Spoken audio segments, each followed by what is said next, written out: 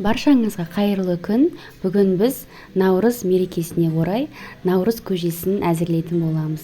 Осы рецептпен жасайтын болсаңыздар, көжелеріңіз өте дәмді болып шығады.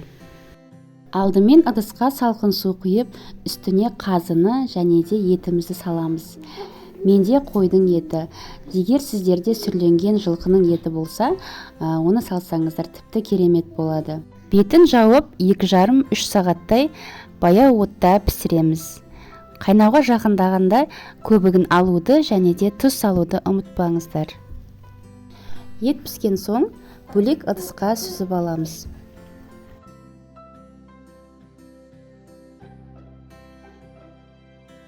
Етті сүзіп алғаннан кейін сүзгімен осылай артық майларын, қалып қойған көбіктерін осылайша аламыз. Сол кезде біздің сорпамыз мөп-мөлдір болады. Наурыз көжені әр аймақта әртүрлі жасайды.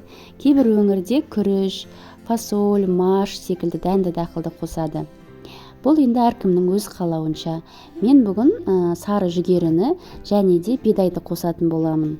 Мен бұларды бір күн бұрын ыстық суға бұқтырып алдым. Яғни менде жартылай піскен. Сол себепті мен 35-40 минут қана пісірдім.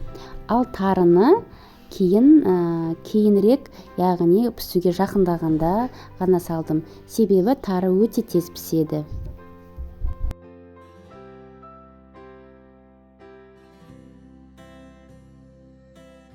Піскен етімізді турап, сорпаның үстіне саламыз. Менің қазым сәл қаттырақ болып тұр екен, сол себепті дәнді дақылдармен тағы да бір жарты сағаттай бірге пісірдім. Мінекей біздің көжеміз дайын болды, қазымыз да пісті. Енді көжемізді ыдысқа құйып, қалауыңызша құрт, айран қосып берсеңіздер, көже одан әрі дәмді болады. Менде осындай дайын езілген құрт, сіздерде қатты құрт болса, сорпаға жібітіп алып салсаңыздар да болады. Наурыз мерекесі құтты болсын, ақ мол болсын, барша үйде тоқшылық болсын. Назарларыңызға үлкен рахмет. Осы рецептпен міндетті түрде жасап көріңіздер.